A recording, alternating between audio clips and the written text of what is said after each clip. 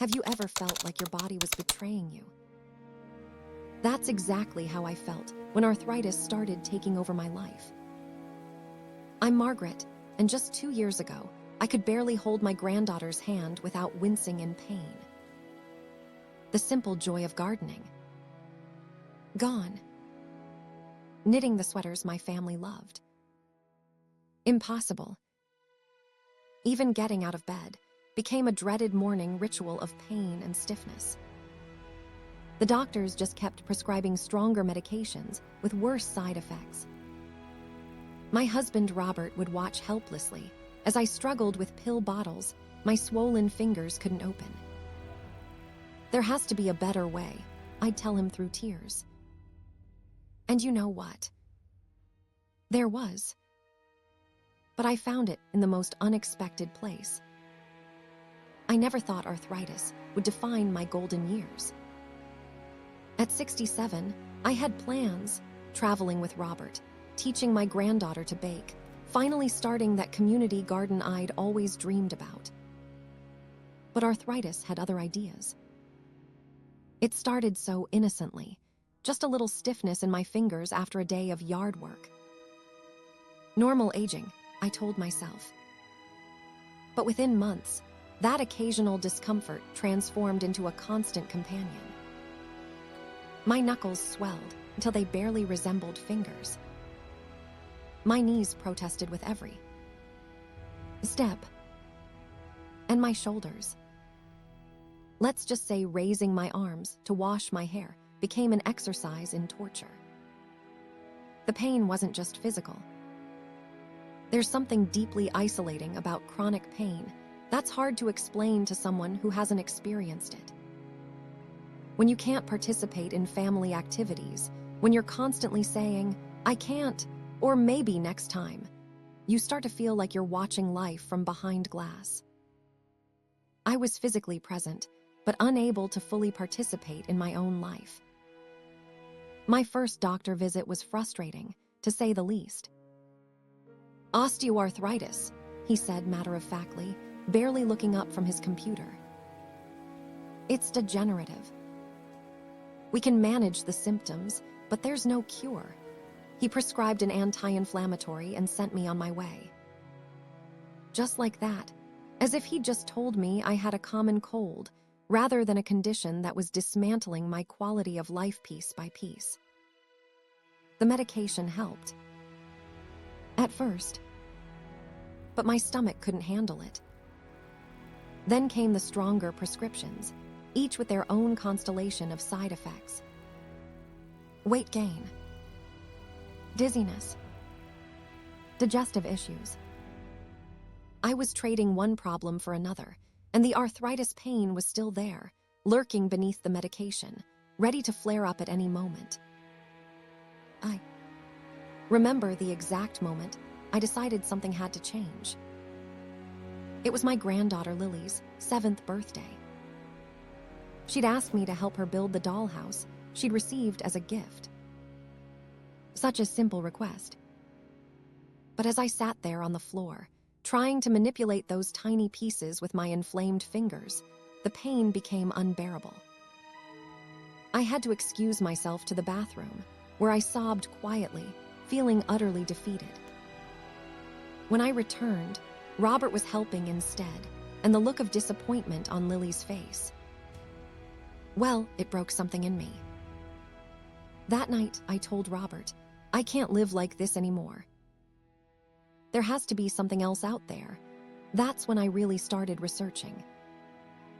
Not just accepting what my doctors told me, but truly educating myself about joint inflammation, arthritis relief options, and especially natural approaches that might complement traditional medicine. I was shocked by how much information was out there, and how little of it my doctors had shared with me. I joined online forums for seniors dealing with arthritis. I read medical journals. I even attended a seminar at our local community center about managing chronic pain. And everywhere I turned, I kept hearing about the connection between inflammation and diet. Could what I was eating be making my arthritis worse? It seemed too simple, but I was desperate enough to try anything. The turning point came from the most unexpected source, my 92-year-old neighbor, Alina. I'd noticed that despite her age, she moved with an ease I envied. One day, while she was helping me bring in groceries, imagine that, her helping me, I finally asked her secret. "Oh, honey," she said with a knowing smile. "I had arthritis so bad in my 70s I thought I'd end up in a wheelchair." But my doctor back then was ahead of his time.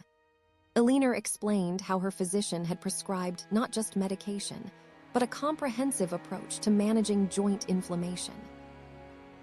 It included specific anti-inflammatory foods, supplements that supported joint health, gentle movement practices, and even stress reduction techniques. "Arthritis isn't just about your joints," she told me. "It's about inflammation throughout your entire body. Address that, and you address the root cause." I was skeptical, of course. If it was this simple, why hadn't my doctors mentioned it? But Alina had something I couldn't argue with: results. At 92, she gardened daily, played piano, and volunteered teaching art to children. She was living the life I feared I'd lost forever. That night, I couldn't sleep. I kept thinking about what Alina had said. Could the answer really be so multifaceted? Was I approaching arthritis all wrong, treating symptoms rather than causes? By morning, I'd made up my mind. I was going to try Alina's approach. What did I have to lose? With Alina's guidance and my own research, I developed what I now call my joint relief trinity, 3 interconnected approaches that, together, created a foundation for healing. The first pillar was nutrition. I learned that certain foods can fuel inflammation like gasoline on a fire. Processed sugars, refined carbohydrates, and certain oils were potentially making my condition worse. Meanwhile, other foods like fatty fish, berries, nuts, and leafy greens could actually help combat inflammation. I won't pretend it was easy changing decades of eating habits. Robert joked that he didn't recognize our kitchen anymore with all the new ingredients. But within just 2 weeks of embracing an anti-inflammatory diet, I noticed something remarkable. The morning stiffness that had been my daily torture began to ease. Not dramatically, but enough that I noticed. Enough to keep me going. The second pillar was targeted supplementation. Through my research, I discovered that certain nutrients play crucial roles in joint health and inflammatory response. Omega-3 fatty acids, turmeric with black pepper, glucosamine, chondroitin, and MSM became part of my daily routine. I was careful, though. I checked with my doctor to ensure nothing would interact with my medications, and I chose high-quality supplements from reputable sources. The third pillar was movement, but not the high-impact exercise that would have been disastrous for my joints. Instead, I discovered gentle yoga specifically designed for arthritis, Tai Chi, and water aerobics. These low-impact activities helped maintain my range of motion without causing pain. In fact, they often relieved it. Together, these 3 approaches created something greater than the sum of their parts.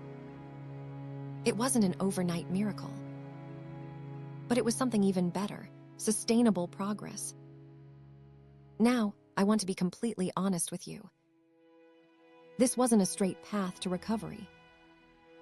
There were setbacks that left me questioning everything. About 2 months into my new regimen, we had a family reunion. I got caught up in the excitement, abandoned my new eating habits, skipped my supplements, and overdid it. Physically, the result: a flare-up so severe I could barely get out of bed the next morning. For a few dark days, I thought I'd been fooling myself, that no amount of diet changes or gentle exercise could really make a difference against something as powerful as arthritis. Robert found me crying in our bedroom, trying unsuccessfully to button my own blouse. I was stupid to think I could beat this, I told him. No, he said firmly. You were making real progress. This is just a reminder that consistency matters. He was right, of course. When I returned to my joint relief trinity with even greater commitment, the improvements resumed. This taught me something crucial. Arthritis management isn't about finding a miracle cure.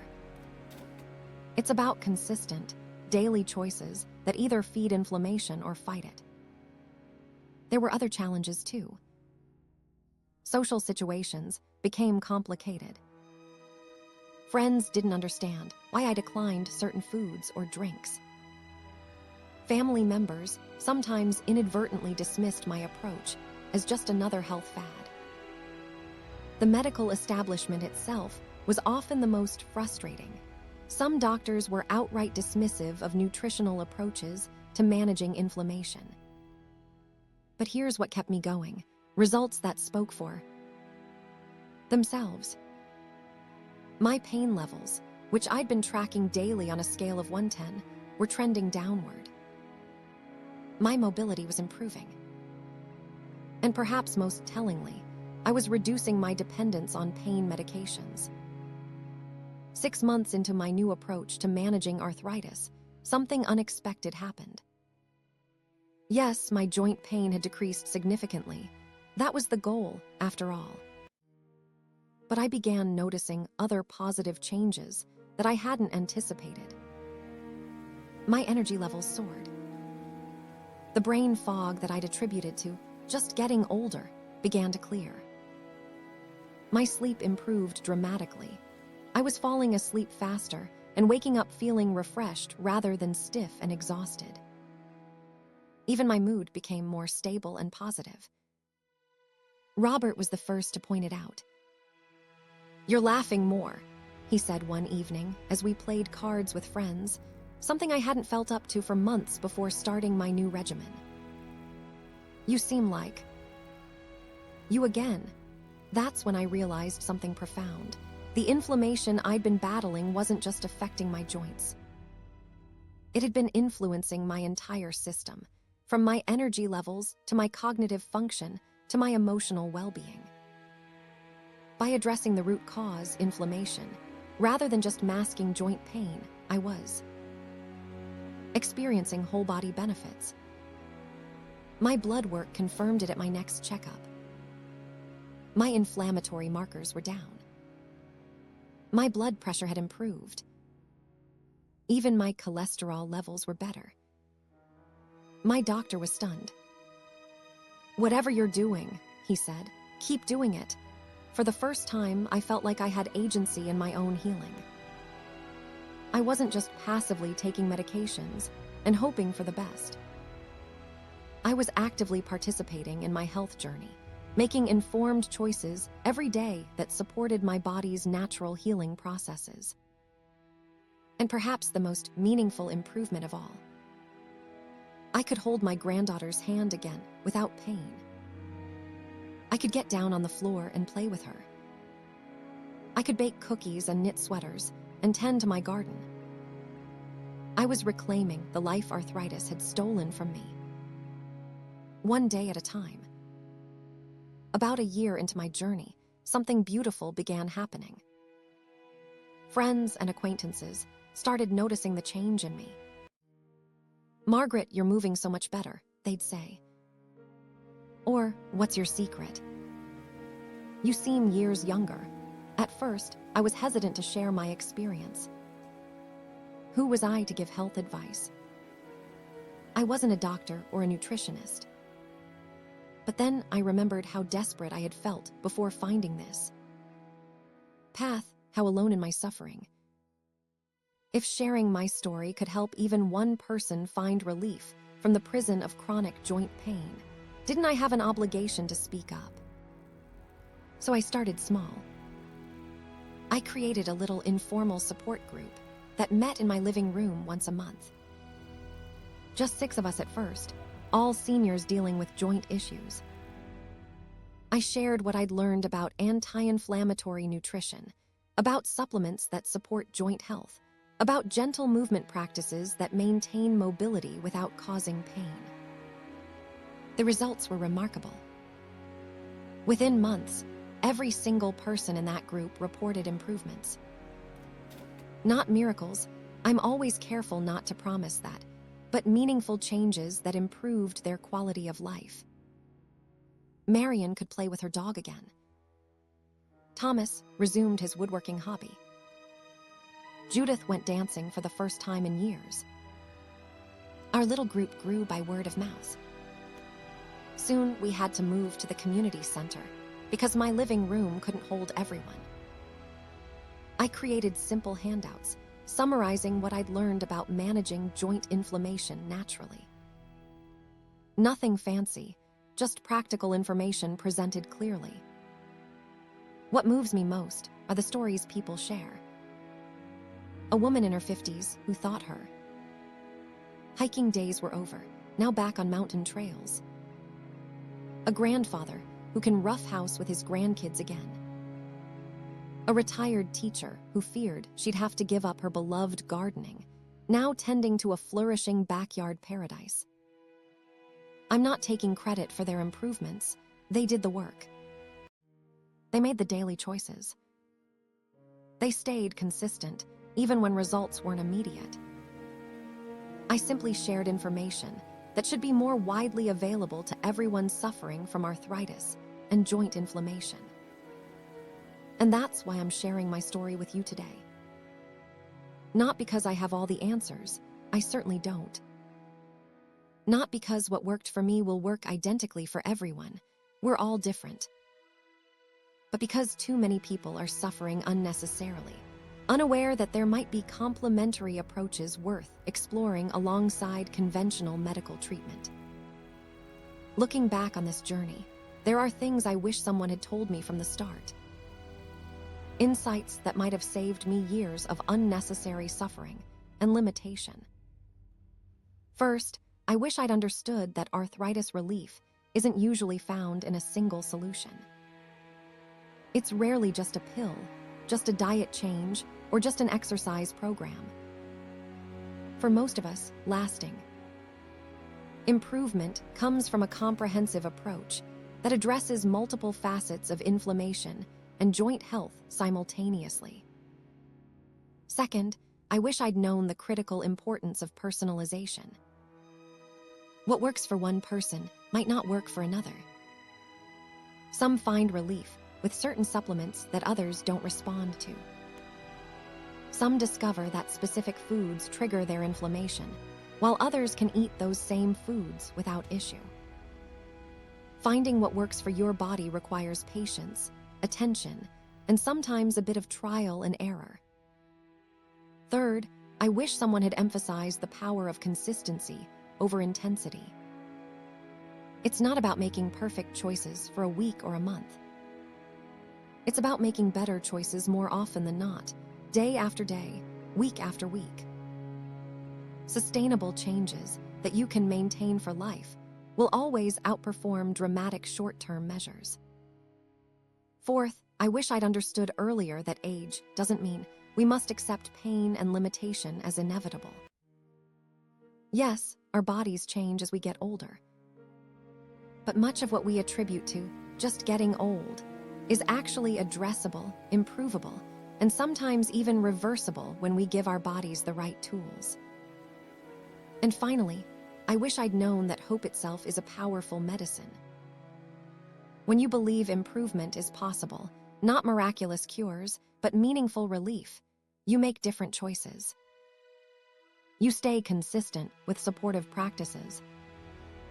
You notice small improvements that might otherwise go unacknowledged. Hope keeps you in the game long enough for the cumulative benefits of good choices to manifest. As I sit here in my garden, deadheading roses without the hand pain that would have made this impossible 2 years ago, I'm filled with gratitude. Not just for the relief I've found, but for the opportunity to share this journey with others walking the same difficult path. Arthritis had been ruining my life. Now, it's simply one aspect of my health that I manage proactively. It no longer defines my days or limits my joy. And while I still have occasional flare-ups, this isn't about miracle cures. I have the tools to address them effectively and return to the activities that make life worth living.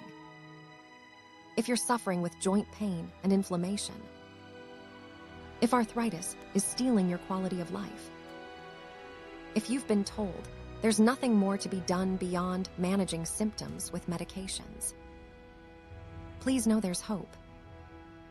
There are approaches worth exploring, information worth discovering, and possibilities for relief that you may not have considered. Your journey won't look exactly like mine. Your solutions might be different, but the possibility of improvement, real, meaningful improvement in how you feel and what you can do, that possibility exists. And it begins with believing that your body, given the right support, has remarkable capacity for healing. I'm not selling anything. I'm simply passing along what I've learned, as a leaner once did for me. Because no one should have to live with debilitating joint pain when there might be approaches that could help, approaches that complement rather than replace conventional medical care. If this story resonates with you, I encourage you to do your own research. Talk to healthcare providers who understand the role of nutrition in inflammation. Connect with others who have found relief. Be patient with the process and with your body. And most importantly, don't give up hope that better days lie ahead. Thank you for listening to my story. From my heart to yours, I wish you wellness, mobility, and the joy that comes from living life without the limitations of pain. Because after all, these golden years should truly be golden, not just in name, but in the quality of life we're able to enjoy.